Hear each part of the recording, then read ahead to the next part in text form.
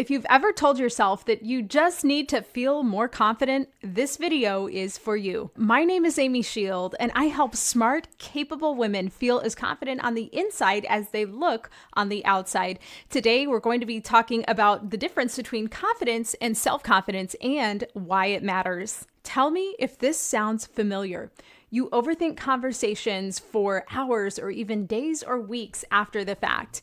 You second guess yourself when you have an idea to share, and you stay quiet or kind of minimize your idea when you're in meetings or other social settings. You spend so much time obsessing over details and trying to get work projects or PTA stuff or even volunteer projects done perfectly before you can turn them in. And you find yourself telling yourself, oh, if I could just be more confident, if I could only have the confidence to speak up, if I could only have the confidence to do it well enough and then send it. Well, my friend, what you're missing probably isn't confidence. It's probably self-confidence. And yes, there is a difference between those two. Let's talk about what it is, why it matters, and how you can get more of what you actually need. Let's talk about confidence first. Confidence is an emotion. It comes from familiarity. It's based on your past. So, for example, I feel really confident right now that I could pour a glass of water from a pitcher, which is a classic example.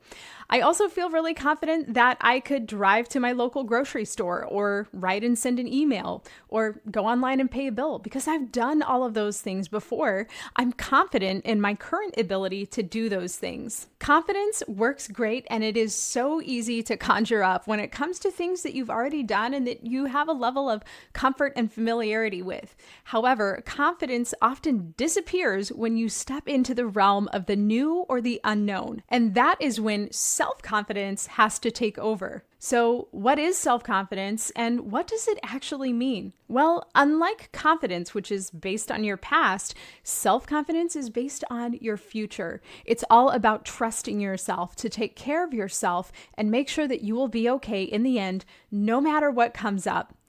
Self-confidence is an emotion, and it doesn't mean that when you feel self-confident that you're going to do everything perfectly.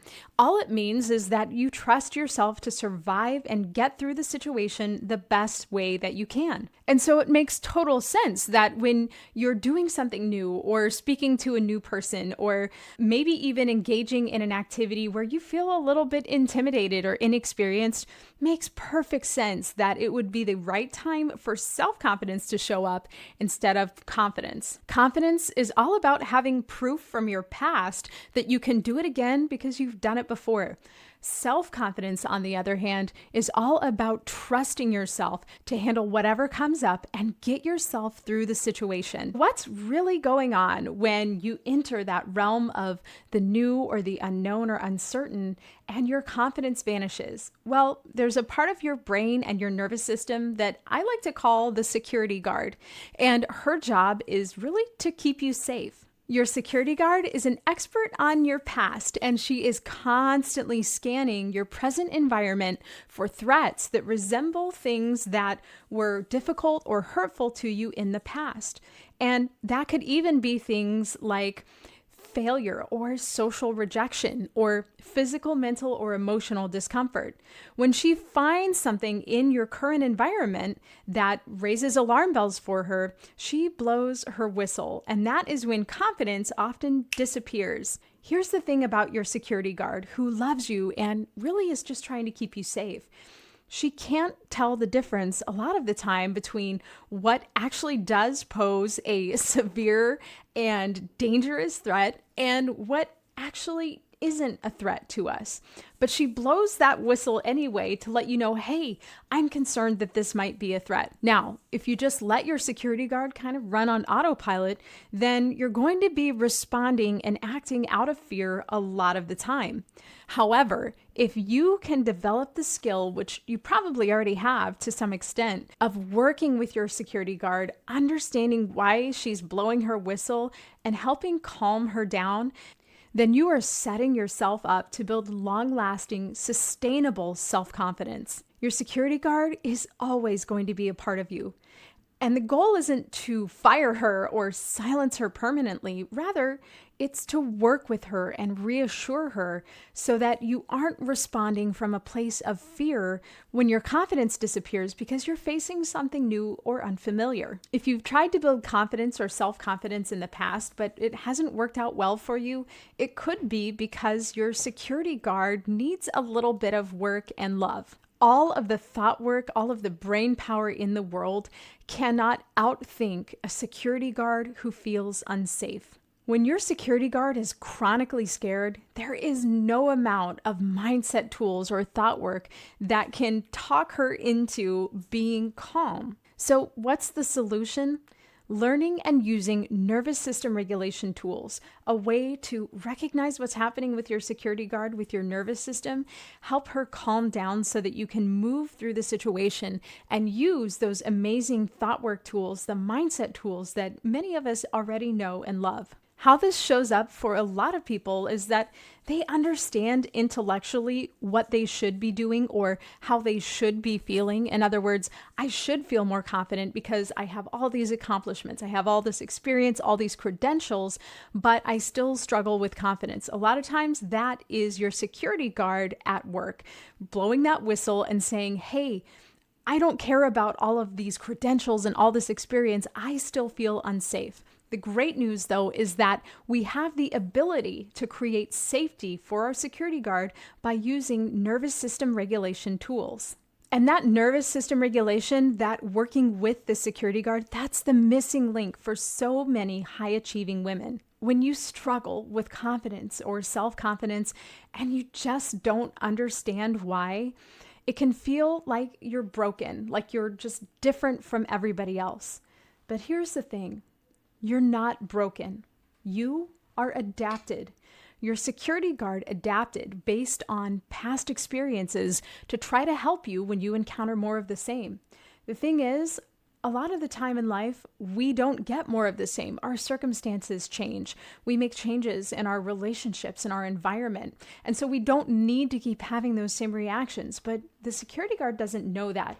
But we can help her learn that through nervous system regulation. So how can you start working with your security guard to help her feel safe so that you can start building that lasting, sustainable self-confidence? Here's one quick and simple exercise that you can use to create some safety for your security guard when you notice your confidence vanishing. First, notice what's happening with your security guard.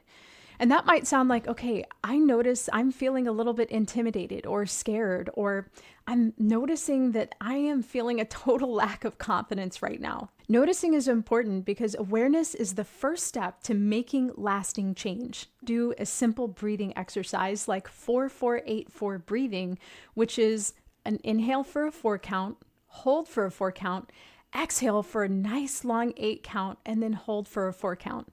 Repeat that breathing exercise 3 to 5 times so that you send signals to your security guard and the rest of your nervous system that you're safe and it's okay to calm down. Next, name what's going on. Your security guard, she's just trying to keep you safe. That can look like, hey, I know you're trying to protect me and I appreciate you, but I'm okay here. I am safe and I've got this. I'm not in any danger. And I don't need your help to keep me safe right now. Next, nurture yourself and your security guard a little bit. If you're lacking confidence, tell yourself how and why you can get through the situation. For example, I've never given a keynote speech before, but here I go. I'm going to give it my best shot, and no matter what happens, I will make it through to the other side and move forward. And finally, normalize the fact that you're feeling a little bit of a lack of confidence because that is totally normal. You can tell yourself, I'm not feeling really confident right now, and it's also really normal for me to be experiencing that. Lack of confidence doesn't mean that I've done something wrong or I'm not qualified. It just means my security guard is sensing what she thinks is danger and she's blowing my whistle to get my attention. Notice how you feel before you do this exercise and also after. Awareness of the differences between confidence and self-confidence and what's happening with your security guard, those are really the first steps. If you want to build your self-confidence consistently over time, you'll probably benefit from some guidance and support. And that's exactly what I provide inside my one-on-one signature coaching program, the Self-Confidence Edit. If you're ready to stop faking confidence and start feeling self-confidence for real, I'd love to invite you to work with me in the Self-Confidence Edit. Check out the link in the description for more information and to set up a consultation call. I'm Amy Schield. I help smart, capable women feel as confident on the inside as they look on the outside. Thank you so much for checking out my video today. I hope you have an awesome day.